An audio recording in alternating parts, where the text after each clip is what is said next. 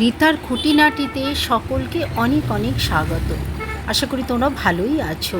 আমি একটি ছোট্ট ব্লগ নিয়ে তোমাদের কাছে চলে এলাম। সকালবেলা নিচে গিয়ে ফুল তুলে নিয়ে আসলাম। সমস্ত বাসন ধোয়া হয়ে গেছে, রান্নাঘরও সমস্ত পরিষ্কার হয়ে গেছে। এখন যাব একটু চা করে নেবো। আজকে সকালবেলায় সমস্ত কাজ করে নিয়েছি। জানো তো, অনেক সকালে উঠেছি আজকে। সকালে উঠে একটু ছাদে ঘুরলাম, ঘুরে একটু ফুল তুলে নিয়ে আসলাম, নিয়ে এসে সমস্ত ঘরের কাজ করে নিয়েছি। দেখো, এখন একটু যাব রান্নাঘরে, গিয়ে একটু চা বসাবো। চা খেয়ে আবার রান্নার কাজে লেগে যাব। আজকে অনেক কাঁচা আছে, কদিন খুব বৃষ্টি ছিল, সেই কারণে আর কাচাকুচি করতে পারিনি। আজকে তাই রাত্রিবেলায় সব ভিজিয়ে রেখেছি। এখন একটু চা করব, করে চা খেয়েই আবার আগে কাচাকুচি করে স্নান করে তারপরে পুজো টুজো দিয়ে তারপরে আজকে রান্না করব। রান্না করতে একটু দেরি হয়ে যাবে। চাটা বসিয়ে দিলাম। তো একটু চা হতে হতে একটু কথা বলি তোমাদের সঙ্গে।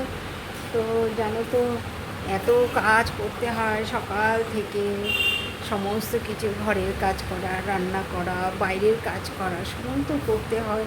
বিকেলবেলা এত খারাপ লাগে, তখন শরীরটা ভীষণ ক্লান্ত লাগে, মানে শুয়ে পড়ি। তো বিকেলেও তো কাজ থাকে, শোয়া হয় না। তো কোন সকালে স্নান করেছি, সব কেচেছি, সেগুলো সমস্ত পড়ে আছে, এখনও মেলার সময় পাইনি, এখন মেলবো। কদিন ধরে এত বৃষ্টি হচ্ছিল, মানে সকাল থেকে বিকেল পর্যন্ত টিপ টিপ টিপ টিপ বৃষ্টিই হয়ে যাচ্ছে। আজকে মেঘলা ওয়েদার, তাই সাহস করে আর ছাদে মেললাম না, বারান্দায় জায়গা করে মেলে দিলাম। জানো তো, মেয়েদের কাজের শেষ নেই, সমানে কাজ করতে হয়। এই ভেজা জামা কাপড়গুলো মেলে দিলাম, আবার শুকনোগুলো এখন গুছিয়ে পাট পাট করে যার যার জায়গায় রেখে দিতে হবে। মেয়েদের না, মা দুর্গা থেকে আরও 8টি হাত চেয়ে নিতে হবে, তাহলেই হয়তো কাজগুলো শেষ করতে পারবে, নাহলে কাজ এ জন্মে আর শেষ হবে না।